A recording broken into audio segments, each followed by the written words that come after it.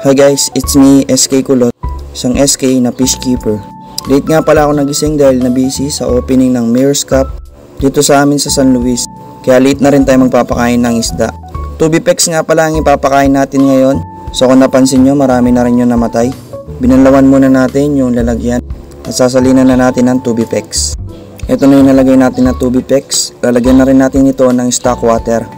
Kaya tara, start na tayo magpakain. Haluin lang natin ng konti at ibigay na natin sa mga alaga natin. Kung napapansin nyo, madudumi yung iba natin tank. Diyan kasi nakalagay yung mga pinamimigay natin. Start na tayo magpakain. Dito nga pala una natin pinapakain yung mga grow out. Kung napapansin nyo, nasa outdoor sila. Sunod naman yung mga nasa indoor natin. Dito yung mga pang out natin ng mga guppies. Puro male nga pala yung nandyan sa mga 5 gallons. At dito rin, grow out din to. Dito ko naman gino-grow out yung mga pang show natin na guppies. Dito yung setup natin na di pa nalilinis at di pa tapos. Ito naman yung grooming tank natin.